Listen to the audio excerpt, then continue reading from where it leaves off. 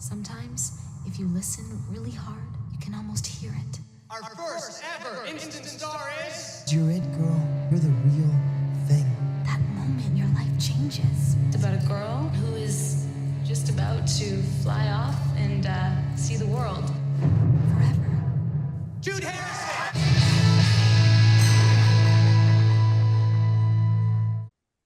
Hello and welcome to The Breakdown, an Instant Star Rewatch podcast. As always, I'm joined by my beautiful co-host, Sam. Oh, and I'm here with the... Sorry, I'm here with the beautiful Chloe. Are you? I'm not sure. That's to be determined. And today we are recapping and deep diving Instant Star Season 3, Episode 5, Let It Be. Original air date 9th of March 2007. This is a heavy episode. Yes. I feel like we should start with a trigger warning that this episode discusses death. And I would argue that it touches on mental health as well. Mm-hmm. The synopsis is Jude usually deals with her own G major drama, but now she's forced to deal with someone who can't speak for herself. It took me a minute to realize what they were even talking about. Yes. The episode title, Let It Be, is obviously a song by the Beatles. I think everybody knows that. Mm-hmm. What did you think of this episode? So this episode, I really liked about 90% of this episode. There was literally about a 5-minute scene of this episode, and I think this goes back to the disclaimer that I personally want to make. Going back to I am in recovery, and part of my story is I am a very, not just religious person.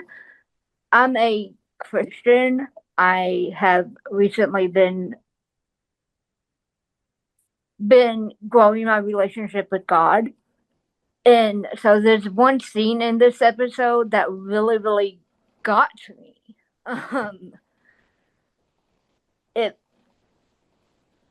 almost made me uncomfortable with the episode. And it was a struggle for me to watch. So I'm not going to say that one scene ruined the entire episode for me, because it didn't. It just made me circle back to my own beliefs on what happens when I pass away, what happens to my soul,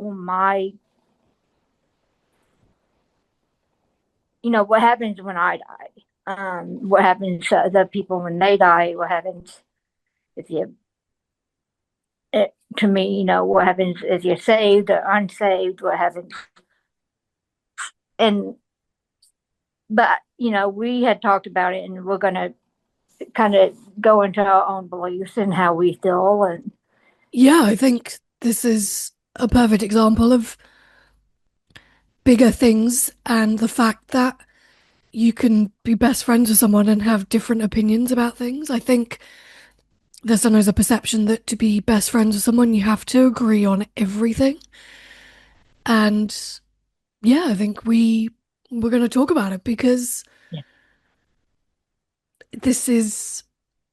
I think this is a safe space to talk about what we both believe in and what we've struggled with and overcome and all of that stuff. So yeah, I'm excited to get into it.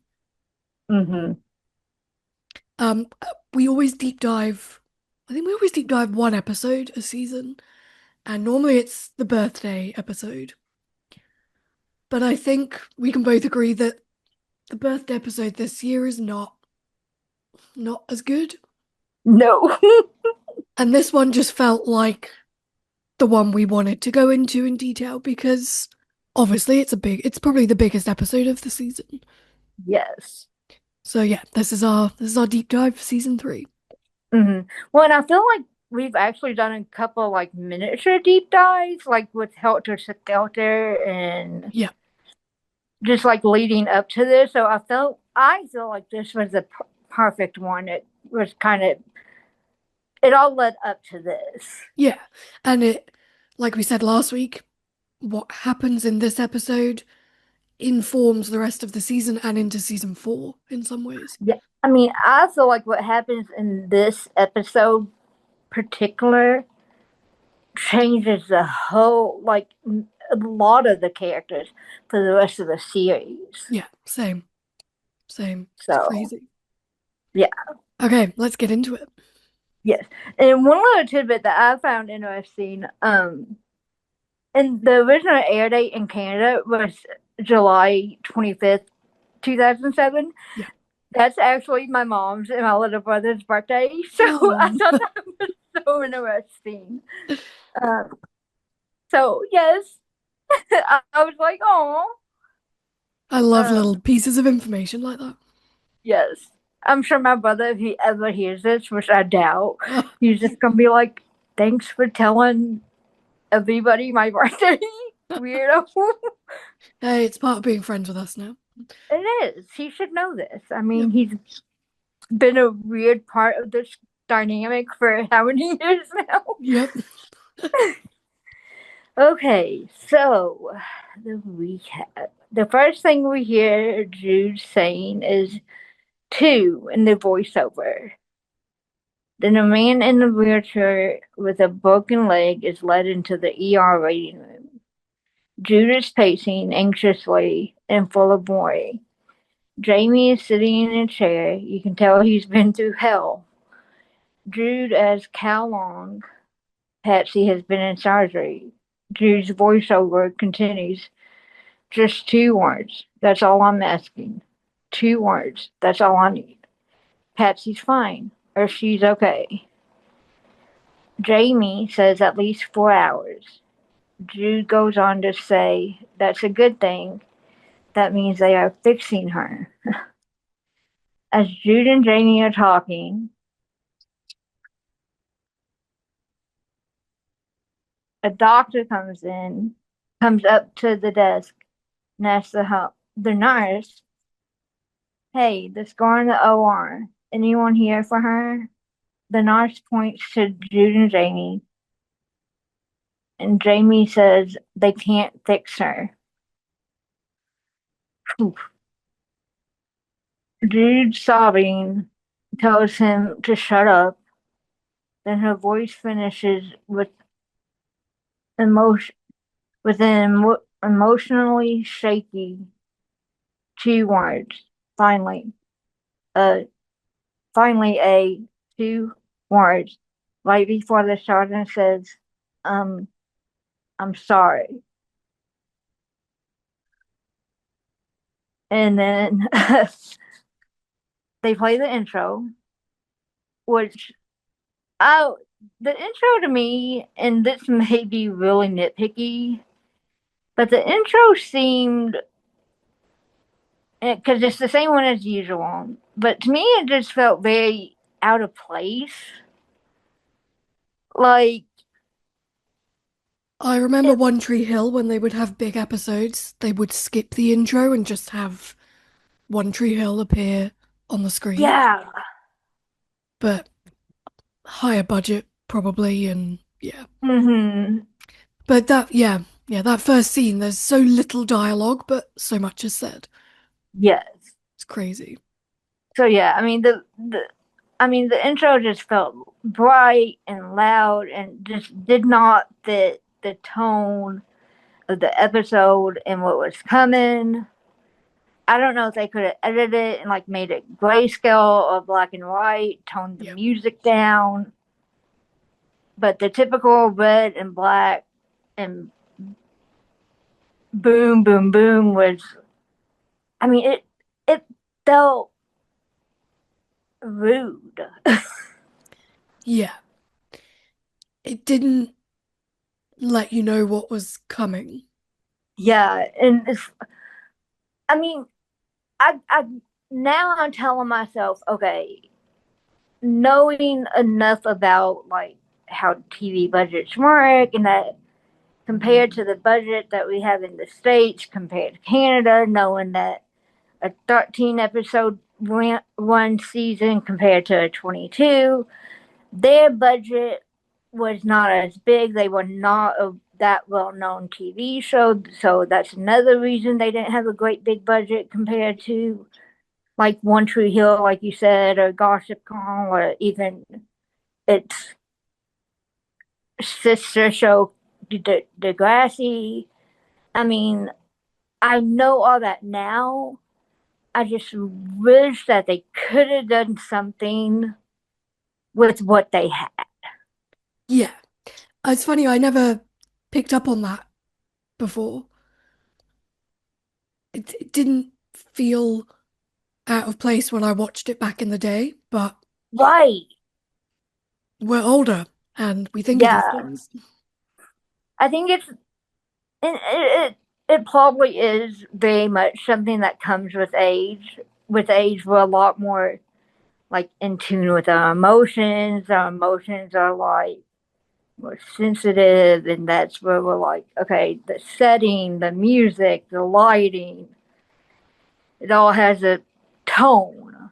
The podcast subtitle should be for the whole podcast is we're older and Yes, notice things that we didn't 10 years ago, yes, 20 years ago.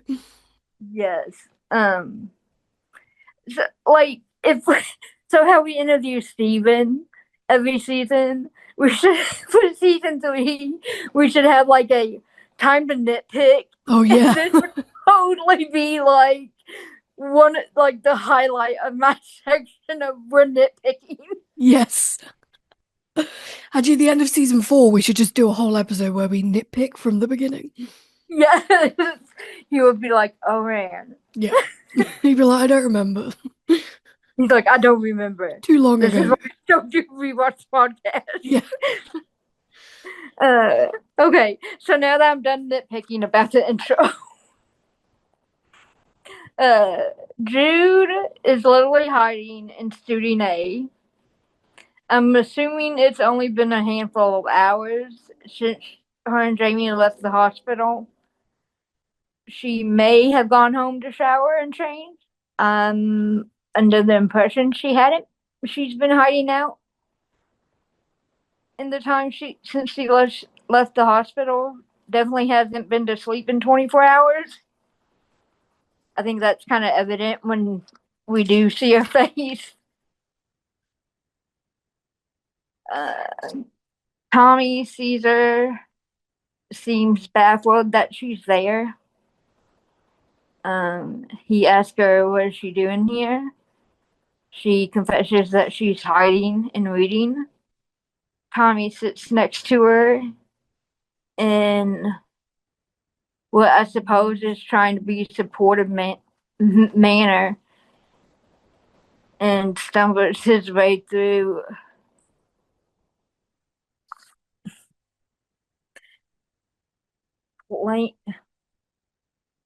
calming. Oh, claiming she's probably still in shock. It happens. Jude somehow, Jude somewhat agrees before saying, "I just never lost anyone my own age before." Okay, again, I wish people would say ages on TV show because I was not. I never once thought Patsy was close to Jude's age. I thought she was closer to Tommy's age. I'm sure I used to know how old Patsy was. I'm sure at some point it showed her age, but now I don't. Maybe I just made that up in my head. I thought she was like 25. Yeah, I thought she was like Tommy's age or older than Tommy. Because isn't Tommy 21, 2 in Yeah, season 1? yeah. So yeah, he would be like 25 now. I'm just having a look because I swear it used to tell us. Okay, so the Instant Star fandom page, which I use a lot, says she was 22 when she died. Okay. Okay. Okay, How old so is Jude? Jude's about to turn 18. which I Similar. guess at 18, 22 is your age, but Yeah, it's not like 18 and like 32. yeah, Yeah. okay. Again, that's nitpicky. I think that's something that just changes with age. Because I mean, at almost 18, I thought like the people I knew at 22 were close to my age. Were at like 22. I didn't necessarily think people at 18 or 32 were my age. And at 32, I'm just like, you all a bunch of kids. Go away. Yeah. The thoughts you have about age as you get older yourself are just completely different. Yes. So that makes sense why Drew said I've never had anybody my age, my own age before. Okay. Um. So Tommy agrees, adding too young, which makes sense. But then what Tommy said too young, because he would be in that age of yeah, thinking younger. Again, mind twist. Looking back on all these fictional characters who are younger. Um, Jude tells Tommy, I was with her last night. She was angry. I made her angry. Tommy stresses, Jude, it wasn't your fault. Uh, Jude continues to say, I knew she was smashed. I knew. And as much as I want to shove Tommy through a wall sometimes, I'm like, you're kind of my guy again in this episode. Oh, I think we're going to disagree on that a little bit when on we go some through of it again. on some of it. Like this scene, he's kind of my guy. Um, because he's like Patsy was fearless and funny and witty and totally out of control. Jude said she wasn't she? And then Tommy said it was inevitable. I'm totally messing up that word. Inevitable. Inevitable, yes, thank you, because apparently I can't read my own writing. Um, I think one reason why I am kind of like on Tommy's side on the whole Patsy thing is in part of my journey with addiction is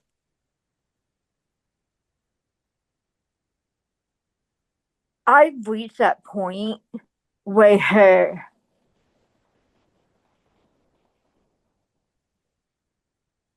I've kind of had it, like with myself and with the people around me, Mm-hmm.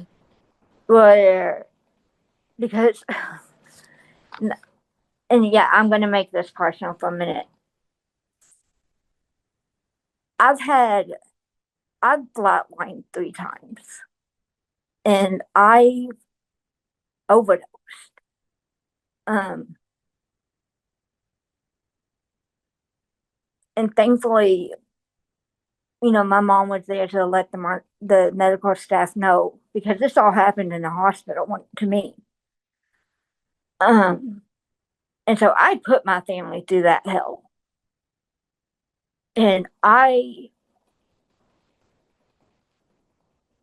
am working on making my amends for that. I feel like I will always be making that amends. I know I'm forgiven and I've forgiven myself, but I feel like that's still something that's always going to be there. And knowing that pain and suffering I've caused, And then looking back now at what I did and how much more I could have done.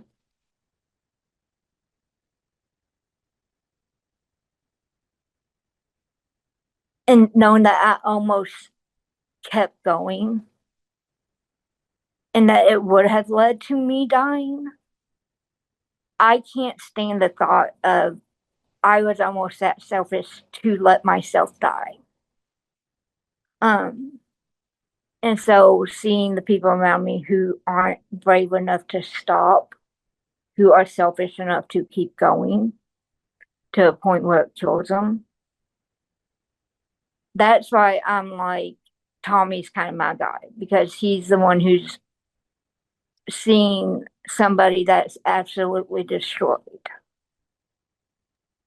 And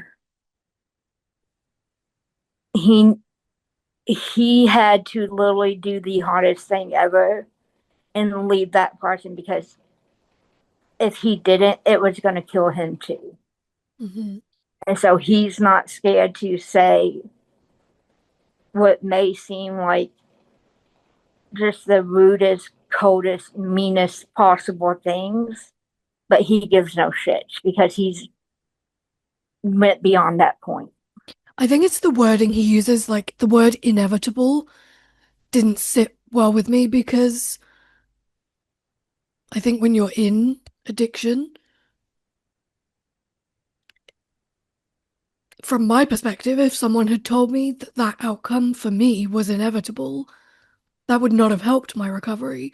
I needed to know on some level that I could heal and pull myself back from anything that was going to lead to something horrible happening. So it was the word he used, inevitable, didn't sit well with me because I have pulled myself back from the brink. And I obviously am now on the other side, and I know that there is another path you can choose to take, and sometimes it's too confronting for people to choose, like making the choice to say I'm going to change my entire lifestyle, because it completely envelops who you are, doesn't it? It becomes who you are. So to make the choice to change everything about yourself, to get sober and to heal, that's scary. Yeah. And if you don't have the support around you, it can be too scary. And I think the word, when Tommy just said it was inevitable, it didn't sit with me because I now know that it doesn't have to be the way that things go. And if you have a support system around you, you can get the help that you need. But obviously, to get the help you need to shift something within yourself, first of all. And that's the hardest part. I think another reason why, and that makes, see, didn't think of it about the way where you were coming from, because for me, it wasn't presented that way. For me, it was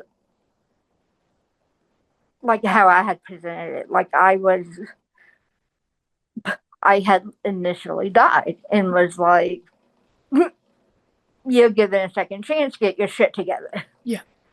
I also, and why I think why I'm seeing it the way they present in Tommy is I literally know someone who has been given multiple chances to get sober and has said that they will. They are still a functioning alcoholic, and everyone has given up on them. They will never get help. They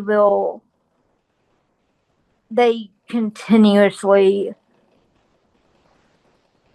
mock themselves for being the alcoholic and for not getting, and say, I'm going to die with a drink in my hand. And like their husband knows it, Their kids know it. Their family knows it. They know. Everyone around them knows. There's no point in even presenting other options now because the person A has given up hope. There's no hope. She has no hope left. Mhm. I mean, she has no hope of getting help. There's no person in her life that installs hope, gives her a reason to get help. And that's where I think, to me, that's the person that was in Tommy's life. Mhm. Yeah. And that's why I think he's kind of such a hard ass, so to speak, on his outlet for it. Mhm. Yeah, I can see what you're saying. I guess I was reacting from a personal standpoint. I was like, hang on a minute. Yeah. Yeah. Well, But yeah, it's of course hard not. there are people like that, of course. Yeah. Yeah. Sorry, what were you gonna say? No, I mean, it's hard. And it's really, I agree with you because at first when I was seeing Tommy, I was like, he's being an ass. Yeah. I'm like, he can't say those things. And then I was like, I'm glad somebody's saying them because these are the things that she needs to hear. Her friends need to hear. Yeah. Because she's not going to get help. She's going to. And then I'm like, well, what happened to Tommy to make him say these things? And then I'm like, he's still being an ass. Yeah. Yeah, definitely something they've done well in this episode is portray different people's perspectives on Patsy's outcome. Yeah. You know, Tommy's being the asshole, but we don't know why. Jamie blames himself.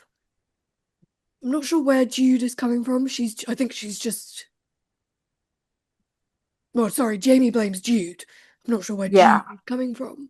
But they've done a good job of showing the different angles that addiction poses.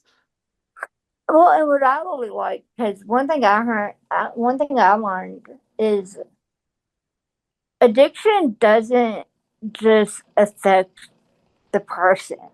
No. Addiction is literally something that affects the entire family. Yeah. Like, I mean, for me, it affected my mom. It affected my brother. It affected my sister-in-law.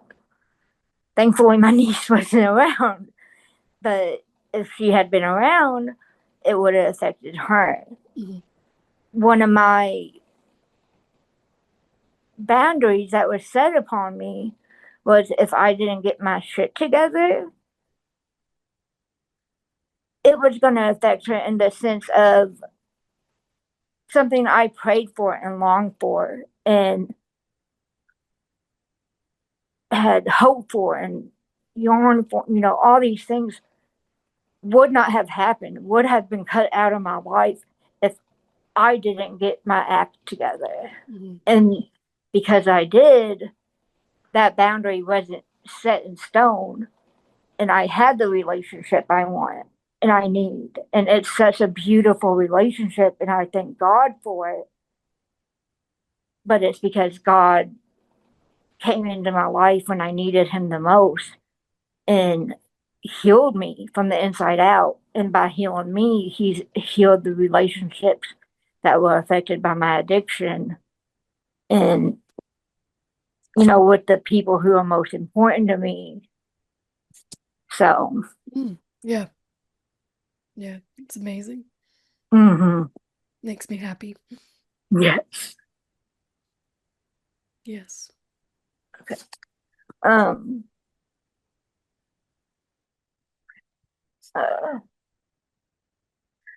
So I think it's later that morning. Deus makes an announcement about Patsy to the G Major staff and artists. Poor Speed. I almost said Poor Speed, but I think it's all Speed, in the sense of he's again a typical 17-year-old. Like he's going through this grief, He's but using he does. humor to deal with it. Yes, and he doesn't know how to deal with it. He doesn't know how to express it because he I makes I use humor to deal with stuff too. yes, It's just who I am. yes, because he makes the horrible, ill-mannered joke about bringing tequila to Patsy's wake at G Major.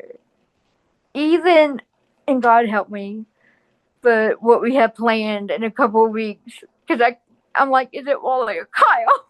Oh yeah. I'm like, I might need on that. Gives him are you kidding me look. Because I'm like, why? Why Spiderman? It's the kind of thing I would have said. Yes, it really is. I Yeah. mean, I would have said it too. I Especially can't when I was fucking. drinking. I'd have been the one who brought the tequila. Yes. Tommy suggests that someone should sing. Karma, who had been disinterested in Dee's whole announcement, suddenly sees a way to get her voice heard. Parks up. Tommy goes on to say someone who knew her. Deus asks Jude. She nods. Then Quest is in the studio that Patsy trashed, and he is cleaning it up while listening to Shooting Star. I put Patsy's version because I don't. It's like Taylor meets Instant Star, but a 20-year gap in between. And I think it's so funny that I have to do that now to know which one I'm talking about. Everyone knows what you mean now, but they wouldn't have done 20 years ago. No. Sadie, God help her. Sadie comes in to check on him. She brought him lunch and a book. A book legit called A Mourner's Guide to Grieving. Although I'm pretty sure back in 2007 there was a book or something similar to that. Because us 2007 graduates didn't know what feelings were or how to deal with them. I think we're still learning. Along with the classic, I'm worried about you. Crest pretty much lays down the law and says, I appreciate you trying to help, but stop trying to guess how I'm feeling and just let me feel it for 1 second. I swear.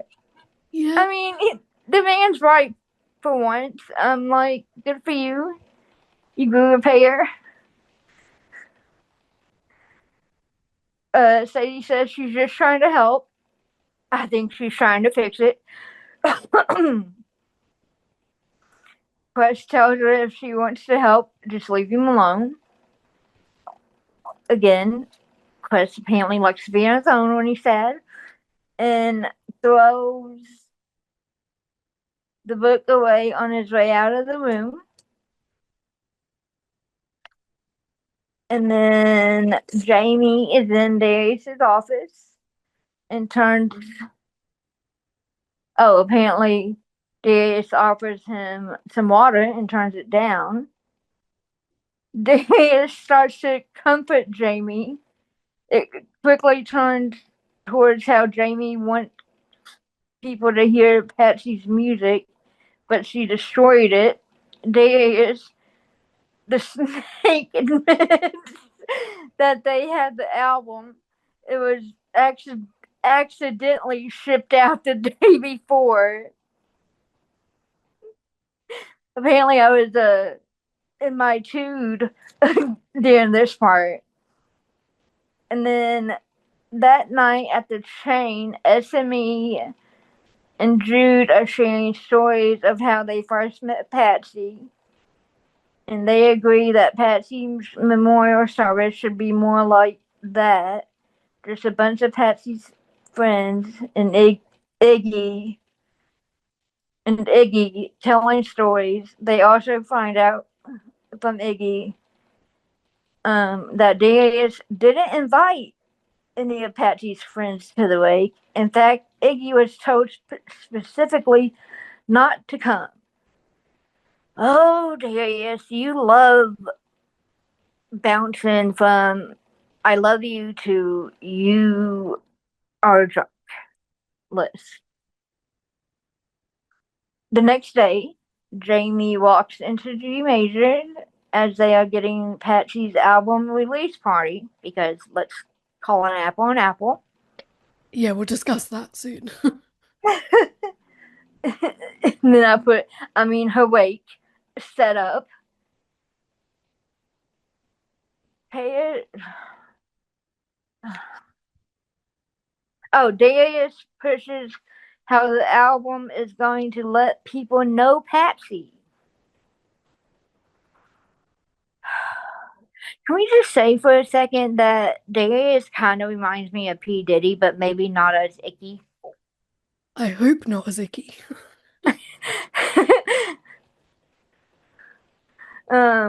Jude confronts Jamie and tells him he needs to wake up. Again. We texted about that a couple weeks ago. Yep. Jamie says he'll be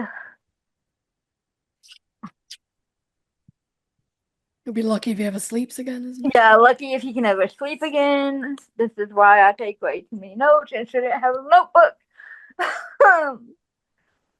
Jamie, I must have been writing down actual quotes. Okay. Jamie, she'd hate this. She'd hate it.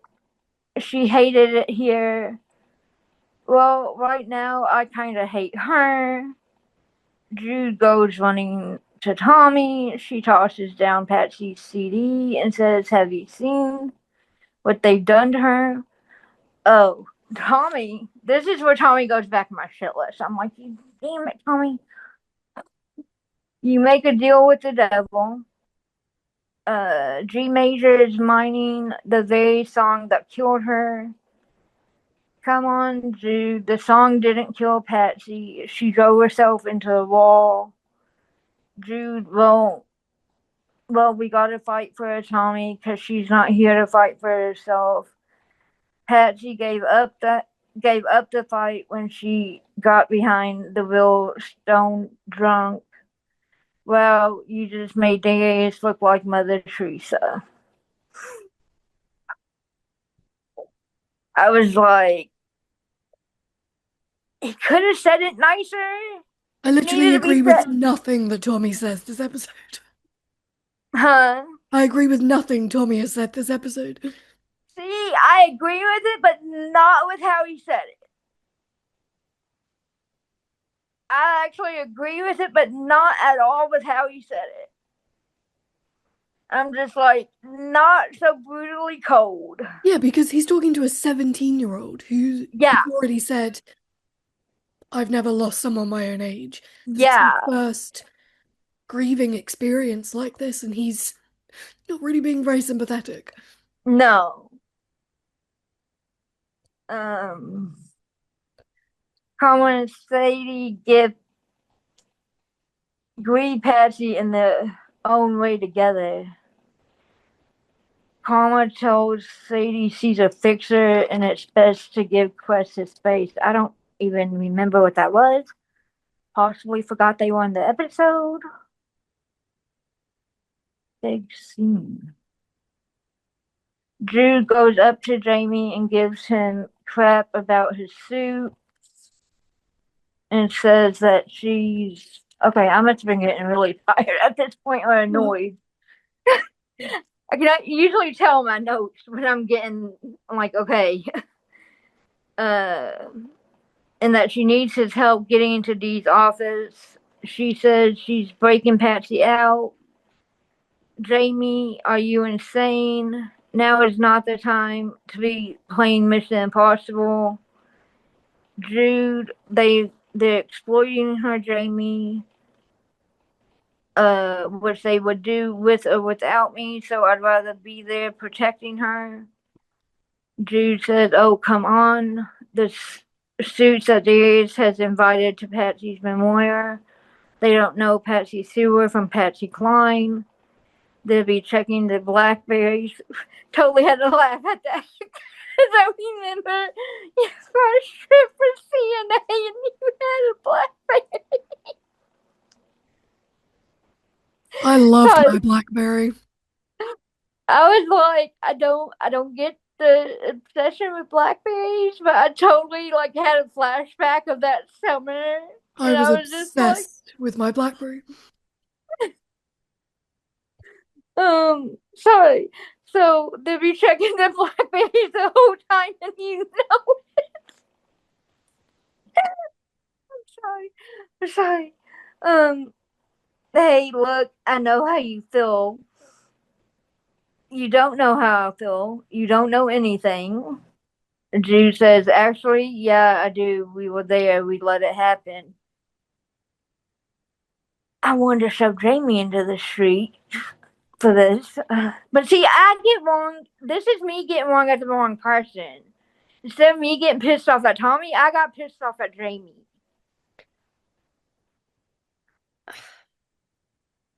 Yeah. But I'm like, Jamie's grieving too, and so why am I getting wrong? Why am I getting mad at him and not Tommy? We'll discuss this entire scene in detail. At least I know I'm getting mad at the wrong person. Well, yeah, that's something. I mean, at least now I can admit, okay, I'm getting mad at the wrong person. So Jamie says, you went off with her, spent the day winding her up, then letting her drink. Then when I tried to go after her, you stopped me. Jude, it's not our fault, Jamie. It's not our fault. Jamie, I know, Jude. It's yours. Yep. Yeah.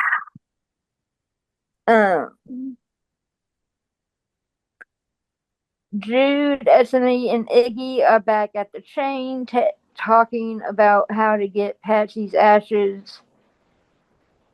Speed asks Jude, did you ask Jamie? Jude says, yes. You should have seen him. He was this horrible, seething, non-Jamie thing. I hope he gets called a Jamie thing when he's angry. Speed. Jude, he just broke up with his girlfriend, who then died. Talk about intense. That's like breaking up times a million for eternity. Jude, I know, and he blames me. Speed says, well, tomorrow, he'll blame me or Wally. Just as long as Jamie's angry, he doesn't have to be sad. Which I kind of love Speed for that. Yeah. He gets Judas, huh? He gets it. Yes. And his little can't make sense of his own emotions and handle them right. He gets everybody else's, but his own.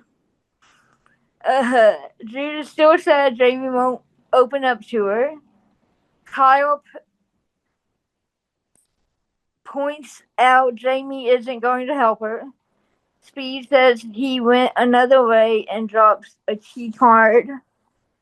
Later that night, okay, yeah, this was the big scene I mentioned in the beginning. Later that night, Jude and Speed are sneaking into Darius's office. Speed, God bless his 17-year-old soul, not knowing how to handle the grief.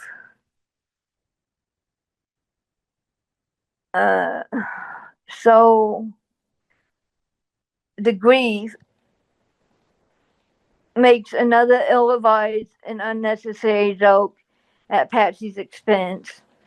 This time he can at least ask, "What's wrong?" I told you I took lots of notes with me.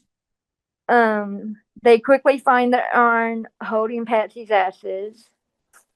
Okay, that's all I know. They talked about how they can't believe her huge personality and Patsy rapes the sewer were reduced into laws. They both admit they were scared to touch it. Tommy catches them and asks what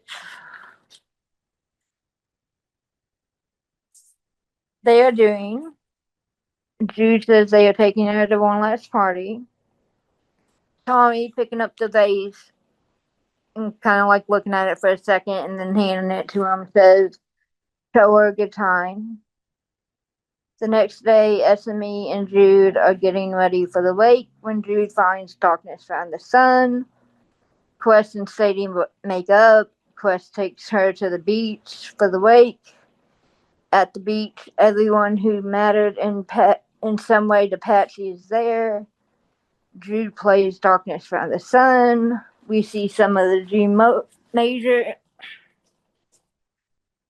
memorial with Darius, Jamie, and Karma. Oh, and then Tommy shows up at the beach on his fancy blue motorcycle. I wonder why. And then Speed and Jude, sorry, release Patsy's ashes and Leonard into the water. The next day, Speed returns the key card to Darius. Speed said, "Here's your key card back, sir." Darius, "Did you tell anyone where you got it?" Speedman says no. And then Darius says, "Good, let's keep it that way." Seriously. Oh.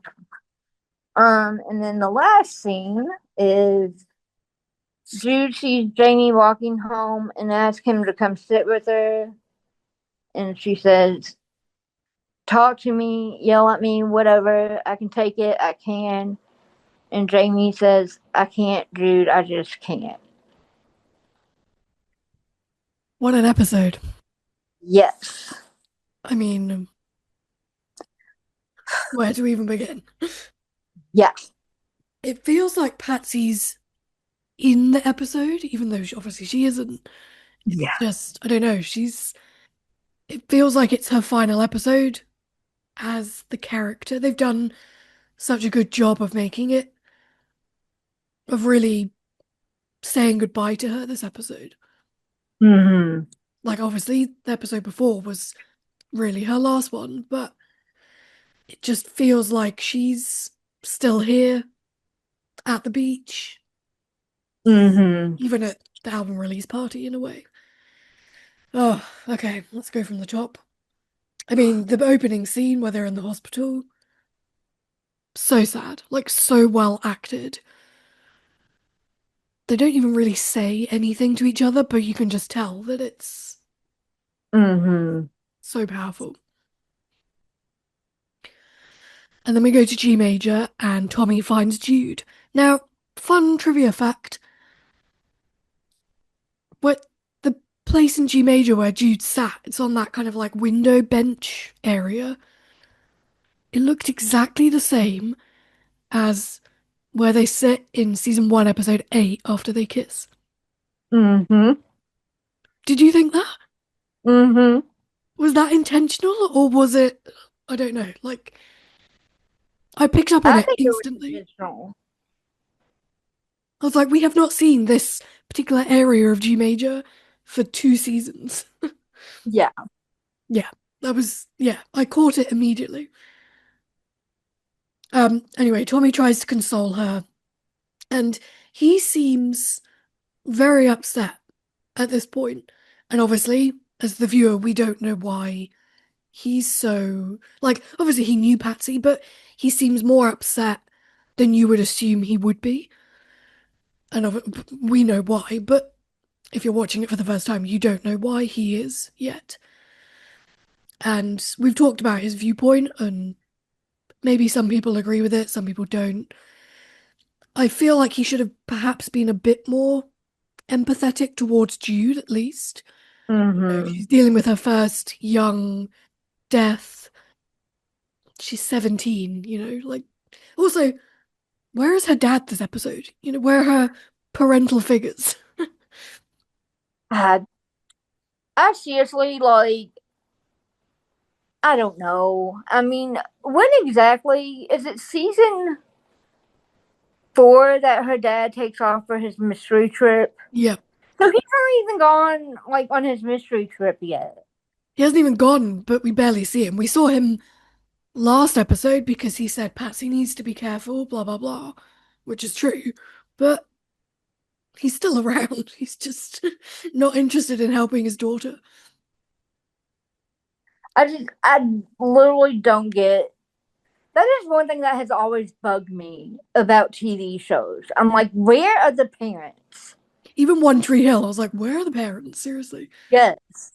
I get that, like, because it's shows for teenagers, you're meant to just be getting the teenager's perspective. But when you get older and you watch them, you're like, but I'm now like the age the parents were. Like, Yes. where are the parents? Yes. Unless you're Lorelai. Yes, Lorelai's great. Lorelai is Oh my great. god, we should watch Gilmore Girls next. Yes. There's an idea. Anyway, I digress. Let's finish Instant Star first. We see Darius tell G Major what happened to Patsy, and his memorial service for her will be on the Thursday. Tommy suggests that someone should sing, and obviously it's implied that it should be Jude. But I felt like, shouldn't Jude be the one who decides?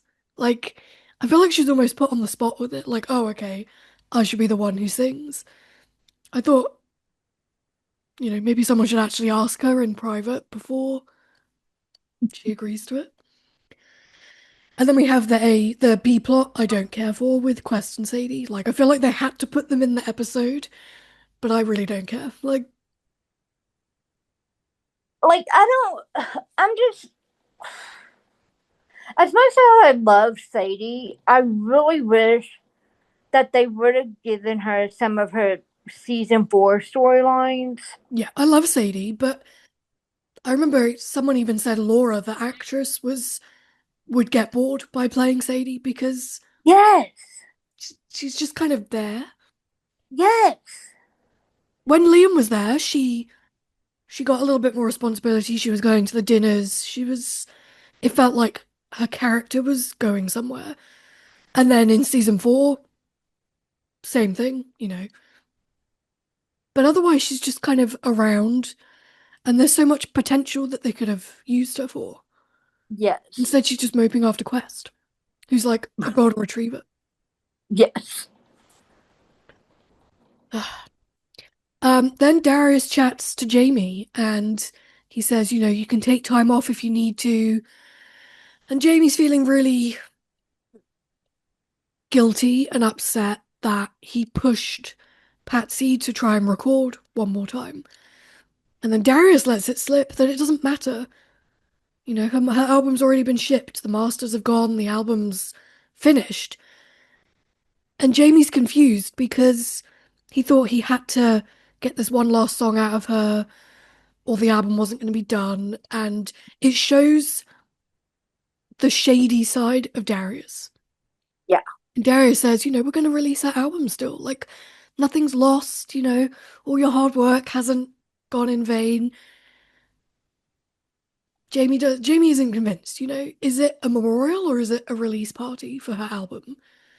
Do you think it's just a money grab from Darius? Darius is.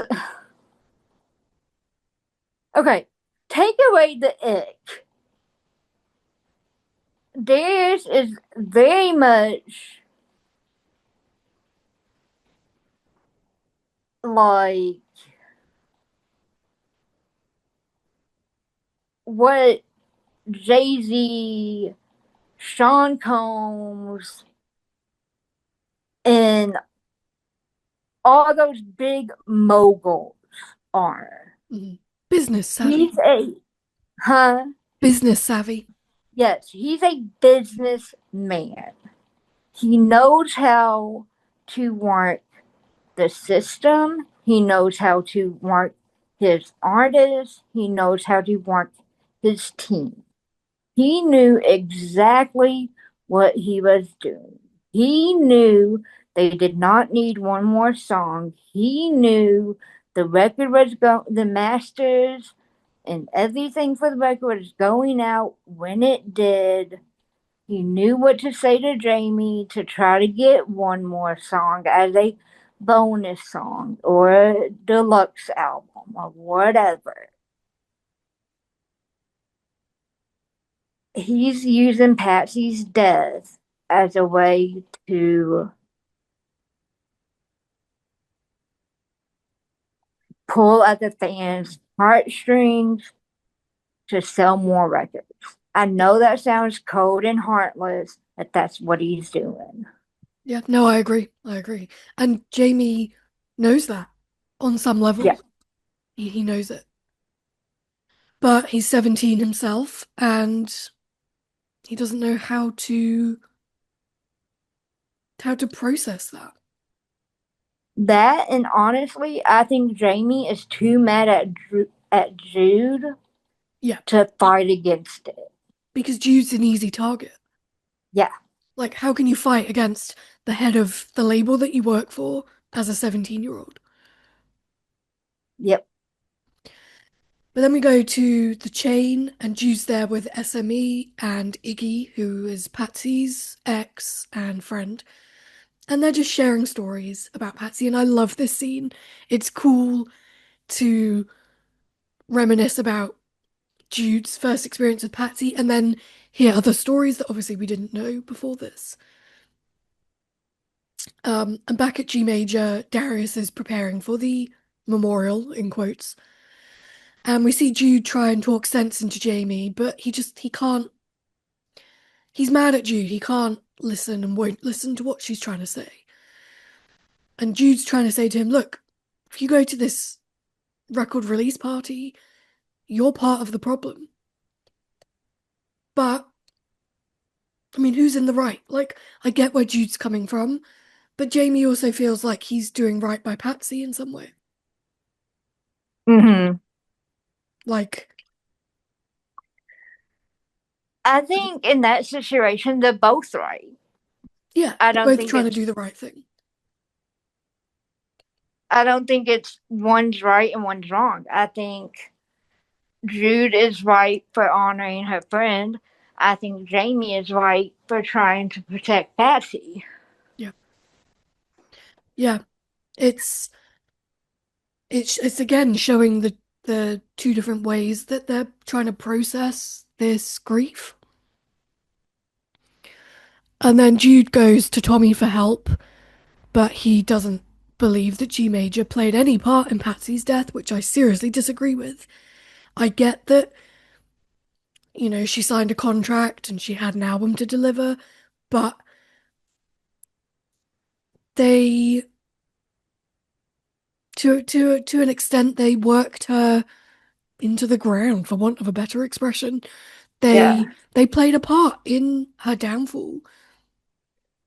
When we met her in season 2, she liked to party and drink, and that was implied. But from the second she worked with G Major, her trajectory just went down and down and down. So I really disagree with Tommy saying that G Major had no part in it. Because where was the support too? Huh? Where was the support from Darius or the label or anything? See, I don't think we were ever shown just how bad off Patsy was. No. Well, I don't think they realized they wanted to do that at that point. I think Patsy was far. I think Patsy was deeper into I I don't like saying addiction. I think Patsy was farther into her alcoholism than we knew Mm. from the second we met her. Mm-hmm. I think she was pretty deep into it. Um, I always got the feeling that she was and this is even before I had been through my own recovery journey and my own like different therapies and stuff like that. This was just as a teenager watching it and like like knowing the kids in high school who would drink at parties and knowing adults who would have drinks out and then knowing people who would drink on the weekends and knowing people who like to drink every night and then like I said, knowing that one who's so far gone now that she's a functioning alcoholic, she has to drink every day. Lot like all day long. Pretty much. Mm-hmm. Not all day long, but from about 6 o'clock on. And I'm not saying Patsy was that far gone, but I always got the feeling that Patsy was a pretty much, I would say, from like a every weekend, Mm-hmm. like Friday through Sunday. Mm-hmm. That's now I want to be clear. That is my interpretation. I'm not a writer. I'm not a psychologist. I'm not a like mental health professional. I can't say oh for sure. That's just what I interpret whatever. That's what I saw. Yeah, and I think that characters are open to everyone's interpretation. Yeah. But I would argue that G Major Oh pushed her, yeah, they definitely pushed farther. and Tommy saying that they didn't play any part in it. I'm like, dude, Yeah. you're wrong. And I think Tommy I think if that conversation had taken place somewhere outside of G Major, I don't think Tommy would have said that. Yeah. Because I think Tommy knew I think Tommy knew that G Major did. Yeah. I think what Tommy meant when he said the song didn't kill her, I don't think he meant that G Major the song. I think he meant like the physical. But yeah, Tommy knew that G Major played a part. I think he was covering his butt and watching his words at his place of employment. Yeah. Yeah, no, I'd agree with that. But he's still If getting it had been at Jude's house, if it had been at the rehearsal space, if it had been in his car, yeah. it would have been a totally different conversation. It would have been what he really wanted to say. Yeah. Yeah. Um Then we see SME rehearsing together, and Jude comes in and wants them to help her get Patsy's ashes to throw her a proper send off. And I just love that we're seeing so much of SME this season. Yes. I just love them. Like Mm-hmm. every time they're in an episode, which is a lot in season 3, I love it. Mm-hmm. Then we see Sadie confess in Karma, of all people, that she's not feeling that sad about Patsy and that she doesn't understand what Quest is going through. And Karma just says that she needs to give Quest space, which is true. Yes. Good for Karma. And Jude runs into Jamie and asks for his help to get Patsy out of G Major. And this is where Jamie says, I'm not going to help you because I blame you for what happened to Patsy. Pause. This scene is probably the biggest scene of the whole season. Yeah. This shapes the rest of the show. Yes. This Just... scene literally changed Jamie and Jude's relationship. Yeah. Yeah. It's... Do you agree with him?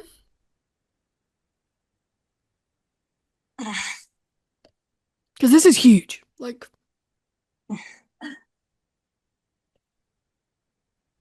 Yeah, and I think not only do I agree with it, I think it works both ways. mm, I don't think Jamie blames her as much as he's saying he does. I think some part of him blames Jude, and although she never says it, I think some part of Jude blames Jamie. I think Jamie blames himself and he's just projecting onto Jude Mm. because he is the one who pushed and pushed to. There's a truck going past. He pushed Patsy to get into the studio again and again, and Mm-hmm. he believed that Jude was just pandering to what Patsy wanted all the time. He was trying the tough love approach that Jude didn't, and it backfired. Mm-hmm. And now he's projecting. So it's crazy that such a short scene informs the rest of the whole show, not just season 3, but the whole of season 4 Yeah. and their friendship. Like, Yeah. yeah. And that's the problem with grief. You put your sadness onto other people sometimes. Mm-hmm. It's sad. Oh. But then we go back to the chain, and Jude is trying to figure out how to break Patsy out of G major when Speed comes in with a key card, and he says that he stole it from Darius. So Speed and Jude break into G major to steal her ashes. But once they get there, neither of them can do it. And that's when Tommy comes in and does it for them. He gives them the vase of ashes. And this is the bit where Tommy redeems himself. You know, he could have caught them and said, I'm telling Darius, but he's in on it. You know, he gives them the ashes and Mm-hmm. says, show her a good time.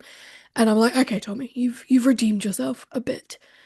But this is obviously the scene that you wanted to talk about. Yeah. So obviously Speed makes that joke about um that Patsy's ghost is probably here giving everyone wedgies, implying that that's, if she was physically there, that's what she would be doing. Mm-hmm. And then obviously he says, you know, what's wrong with me? Why would I say that? So this is what you wanted to talk about. Well, I mean, the thing with me, the thing that made it, like I said, almost the thing that with me that just honestly was unsettling is back when I watched it in '07, it was okay, whatever. They're making jokes, they're saying, even I was like that. I was like, oh, my dad came and saw me tonight, whatever. Now, because of where I am in life and having this renewed faith, it was really hard for me to sit and just let the scene pass me by because the idea of, and I feel like this is nitpicky, but the idea of talking about ghosts and like spirits and treating Patsy like she was still there was, to me, that's not a thing. To me, when someone dies, they, they die and then their soul either goes to heaven or to hell, depending on if they're saved or not. And I don't, this isn't the time or place to get into all that. For me, like I know for me, because of my salvation, I'm going to heaven. And the Bible said, and then, your bones are buried and your flesh, and that all turns to dust. And the Bible says your um in Genesis it says by the sweat of your face you shall eat bread till in Genesis 3:19 it says, "By the sweat of your face you shall eat bread till you return to the ground, for out of it you were taken, for you are dust, and to dust you shall return." And then in Ecclesiastes 12:17 it just says, "And dust returns to earth as it was, and the spirit returns to God who gave it." And that just means, like to me, your spirit returns to heaven, and your body eventually turns to dust and returns to earth. And I was just uncomfortable in that they were treating it on a TV show like Patsy's spirit was still there, and like she was a person that, and I mean, maybe that's just nitpicky, and people are gonna be, our listeners are gonna be like, "Wow, she's really bringing religion into all this." And I No, felt like, no, it's funny because obviously I think something completely different, but I think that what I think most people wouldn't agree with. I feel like most people are fairly down the middle with these things.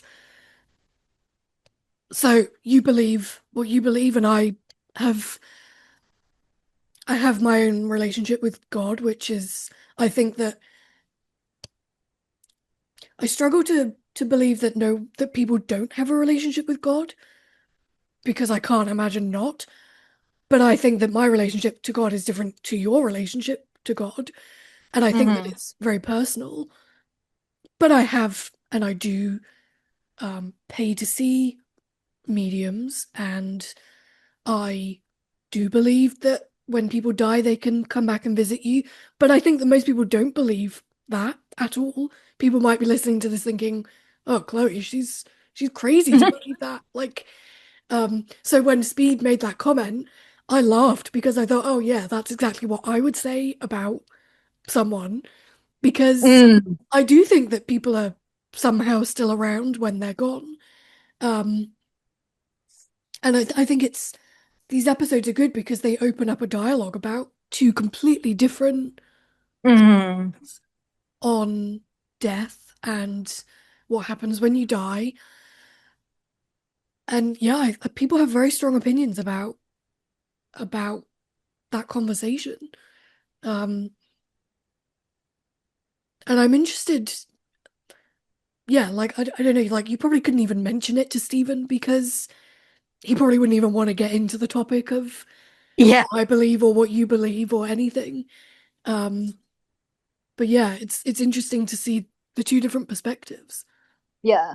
And I mean, I don't know, I can't speak for Chloe, but if any of our listeners ever wants to speak with me about my recovery, or if you have questions or you're struggling, or if you want to talk to me about my beliefs, then please feel free to leave a comment, Yeah, all leave mine too. your Like, email. I'll yeah, be happy to email you from either the one of our joint accounts or from my personal email. And I'd love to talk to you.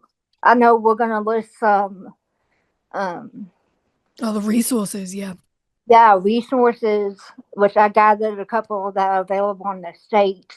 I know I personally do Celebrate Recovery, which is like a Jesus, Christ centered um, 12-step program. And I found like NA and AA websites, but I'm not sure what's available everywhere else.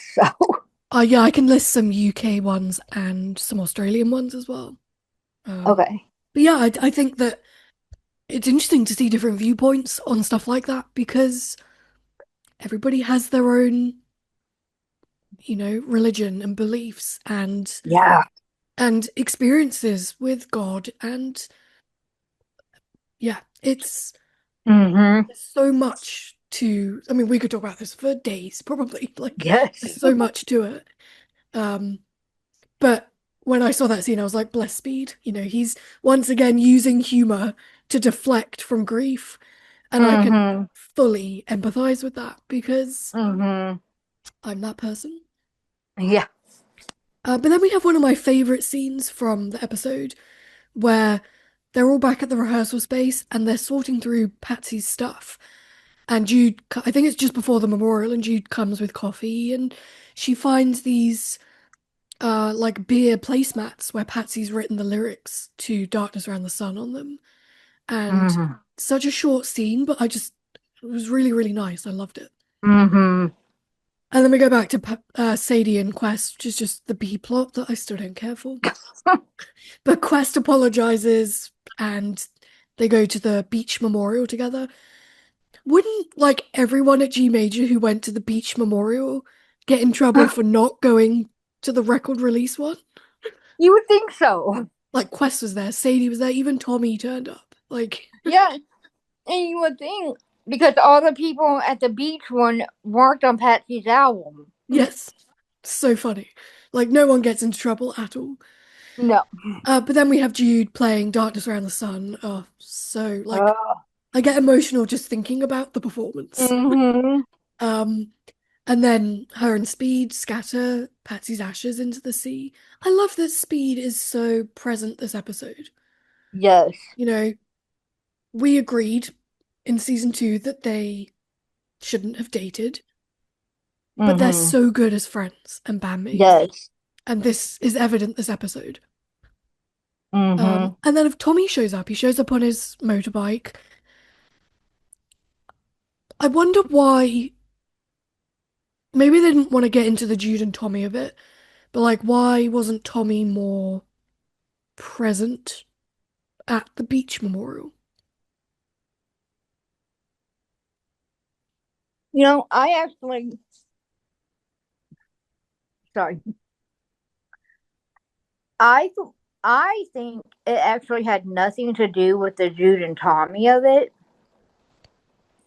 I think this goes back to the very beginning of the episode where we saw Tommy, because we never got a clear explanation of why Tommy was so distraught, Mm-hmm. but yet so cold and mean and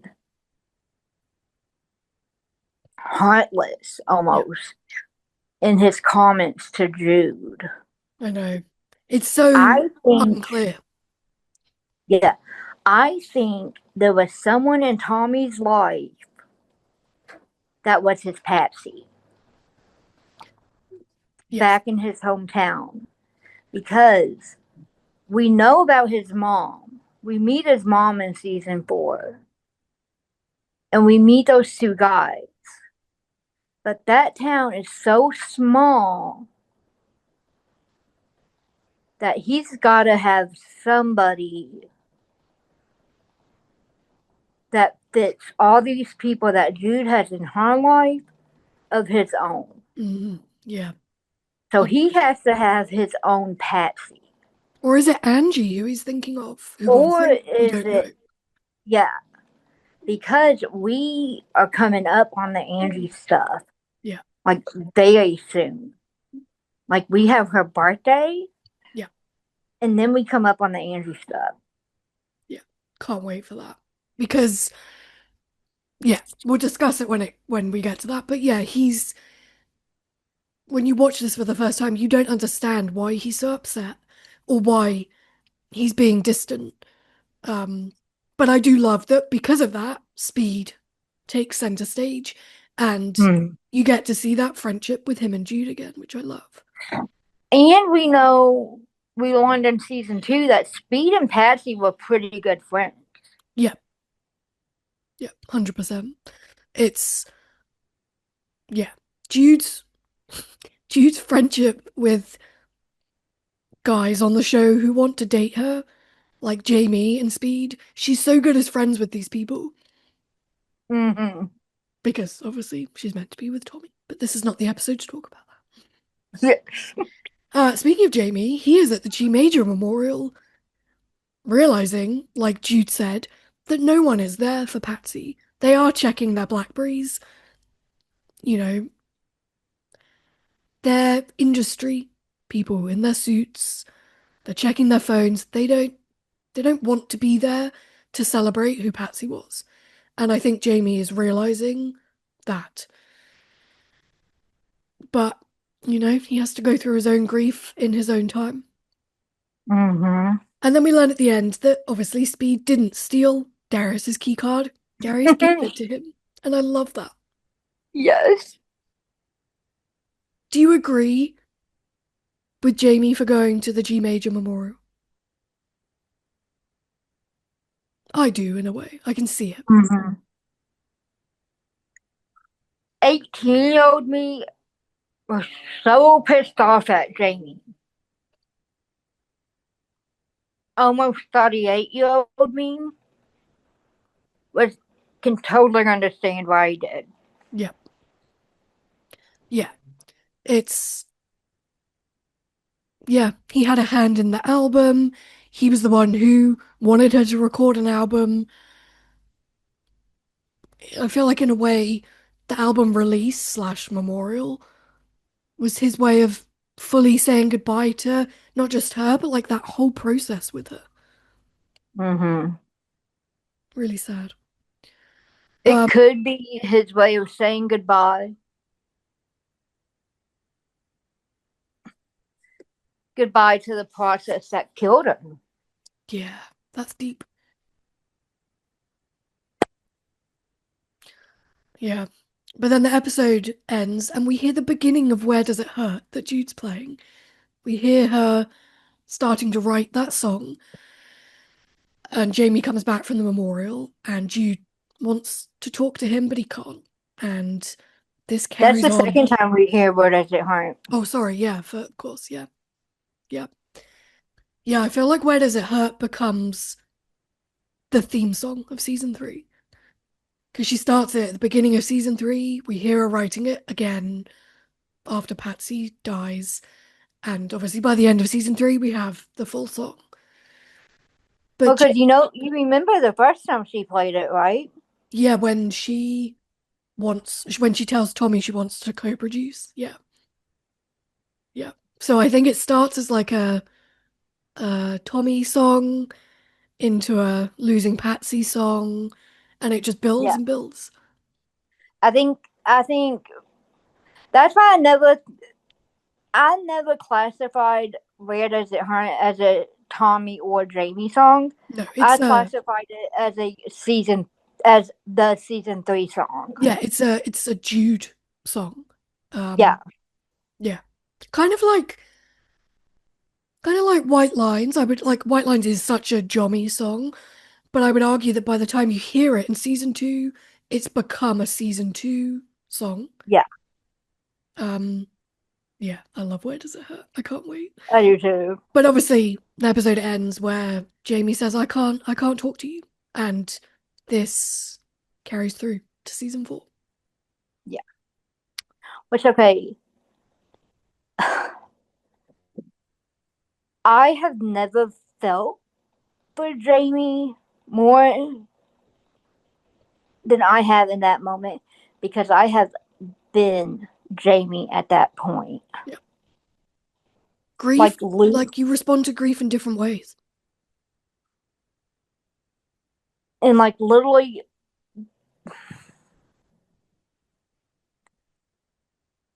I have literally like been Jamie at that point in time. Like literally being so I used to think of, okay, let me ask you this. When you think, okay, I want to be numb, what do you think of when you think of the word numb? That you don't want to feel anything. Right. That's what I used to think. And then my sponsor told me that she heard of that somebody told her that when they are numb, it's not that they don't feel anything, it's that they feel everything too intensely. So intensely that they feel it all at once and it's overwhelming. That's like overload. Yeah, I've never thought of it like that, but I can see exactly what she's talking about. Yeah. You can't pinpoint what you're feeling because you feel it all. Yeah. Wow. Yeah. And so that has literally changed how I think of when I say, "Oh, I used to numb out," or "Oh, I want." It was so much easier being numb, and Actually, so when I think about that now, after you've just said that, when I wanted to numb out, yeah, I get it. I wanted to quiet my mind yeah, and my emotions, and the two go hand in hand. Yeah. Mind blown. yep, Whoa. yep, I'm going to be thinking about that all day now. That's wild. yeah, and Wow. so like That makes me literally, emotional for like past me and past you. yeah, yeah. I literally when she told me that when we were meeting a couple weeks ago, I sat in my car for like 10 minutes and just thought of that, Yeah. and I ended up crying. Yeah, I'm about to cry. Like I don't even feel sad. It's like it's clicked It's, in my brain. yes, Yeah, wow. like I wasn't even sad. I was just like, oh my gosh. Yeah. I I think that there's emotion coming up because I'm happy that like you and me, we don't have to respond like that anymore. Ah. That's And so powerful. it's like I was literally watching the episode. I think a couple of days after she told me that, and it's really weird that I feel like I know they're fictional characters, and I know they're actors, and I know that they get paid for this, but I literally felt like I was watching on Christopher Turner's face. I felt like I watched Jamie going numb because he was feeling it all Yeah. overwhelmingly. That's the power of a good actor who Yeah, you don't feel like you're watching people act, you feel like you're watching the actual characters. yeah, Yeah. I feel for Jamie so much because his character growth from this is huge. yeah, And you push people away when you don't know how to talk to them or feel what you're feeling. mm-hmm. That's sad.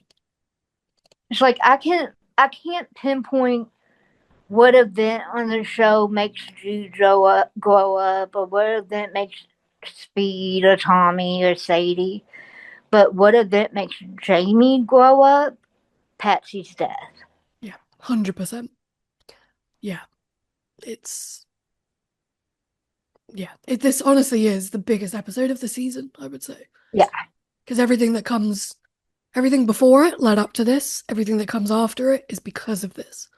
yeah, and I mean, like, I'm not even joking. I think the event that happens in the series finale, like Drew's decision, Mm, I think is even affected in yeah. a roundabout way. I think it's a repercussion of Mm, this. yeah. Yeah, because you remember how people treated you and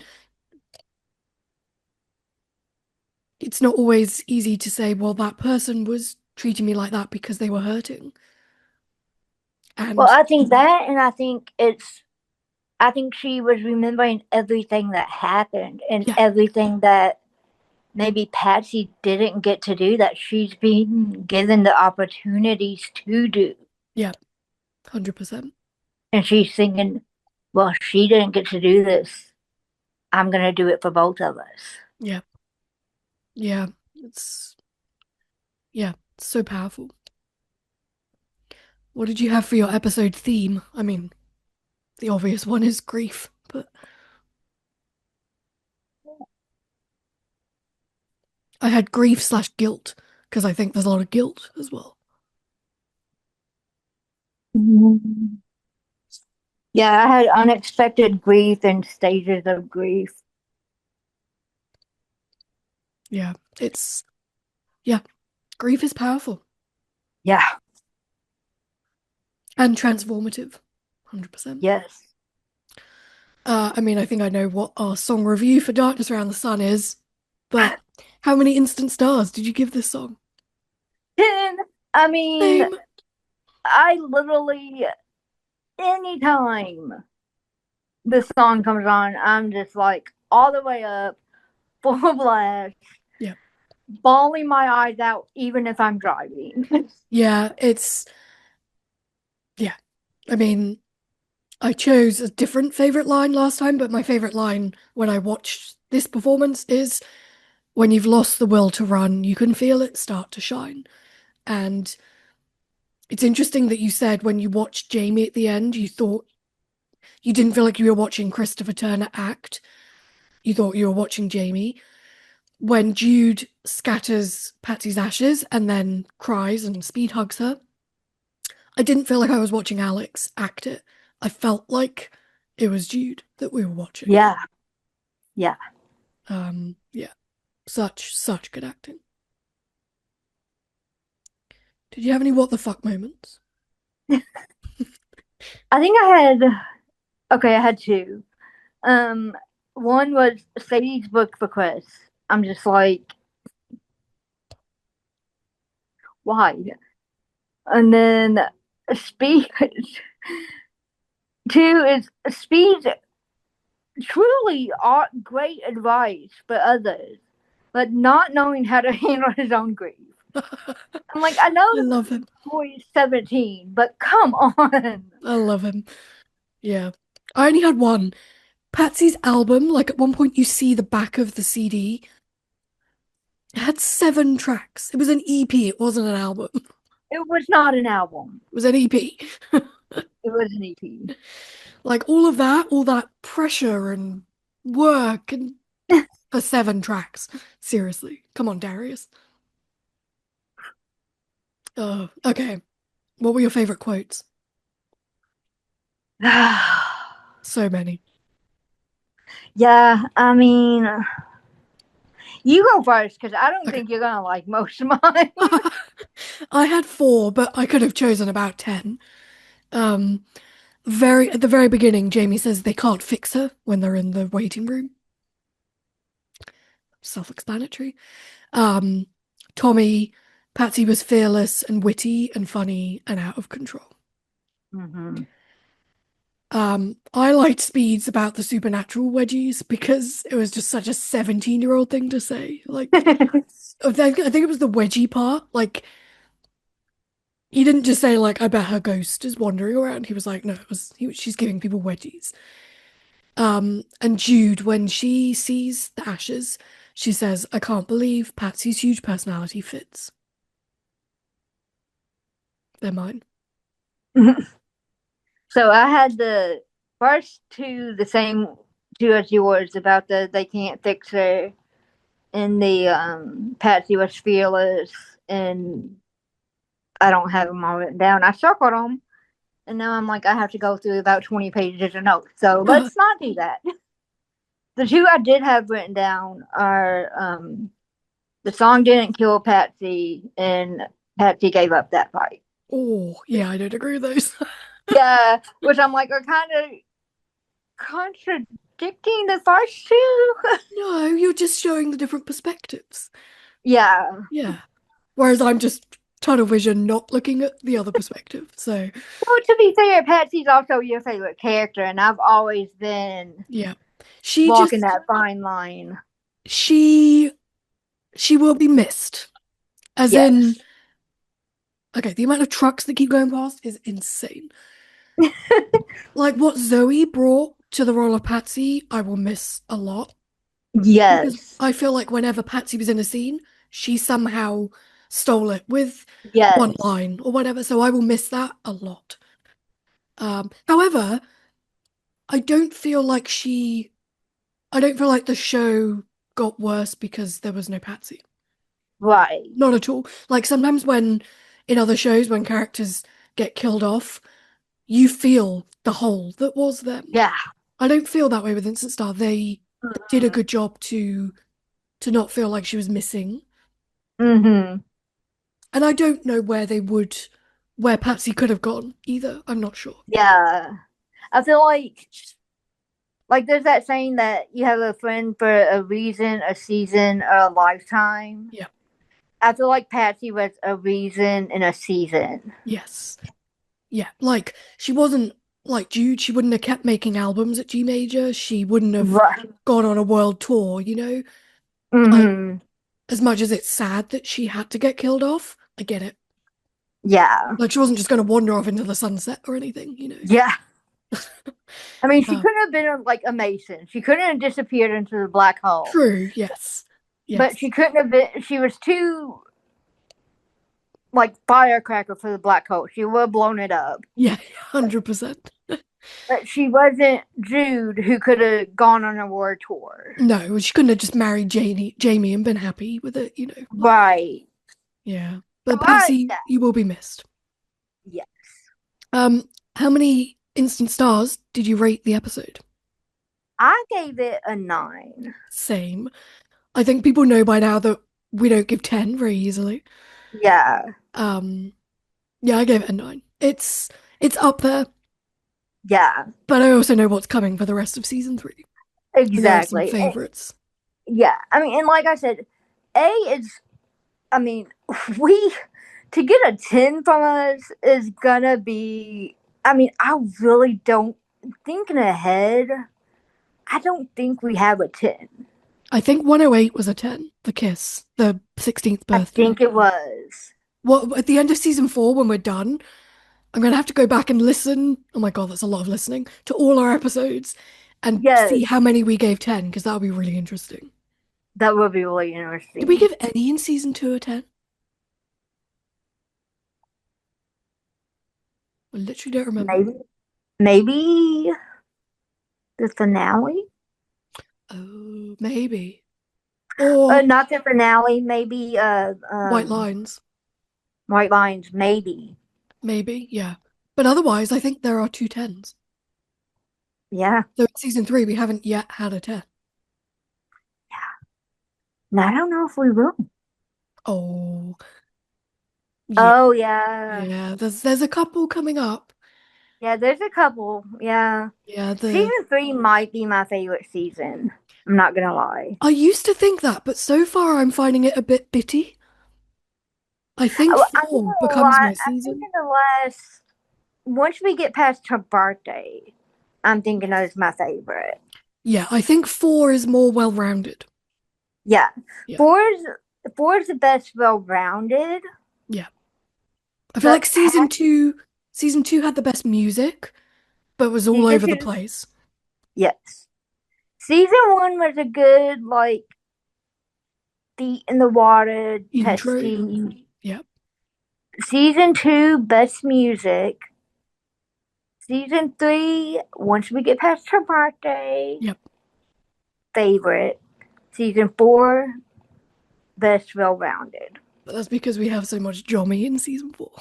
Yes. All the toxicness of Jommy is... Oh, the toxic red flag.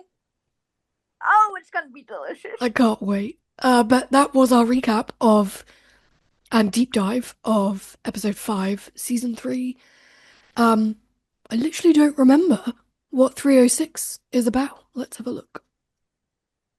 Do you? No. Heart of Gold. Oh, yeah. I remember this one, I think.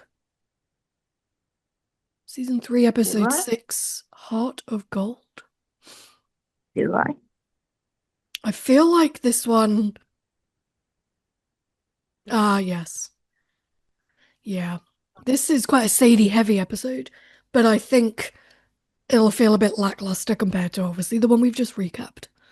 It's one of those kind of in-betweeny ones before we get really good. Oh. Yeah. Yeah, but we'll get to that next week. I'm waiting. Okay, well, thank you everyone for listening, and we will actually put resources in the description for this episode because we talked about grief, we talked about addiction, struggles, religion. We covered everything this episode. It was a lot. Was a lot. Yeah, but thank you everyone for listening. Our DMs are always open and our comments as well. So talk to you next week. Yes, see, Bye. talk to you next week. Bye. Thank you for listening to The Breakdown, an Instant Star Rewatch podcast. The Breakdown was produced by me, Chloe, and Neon Network Production. Make sure to follow us on Instagram and Twitter, and listen to all episodes of The Breakdown on Apple Podcasts and Spotify. See you next time.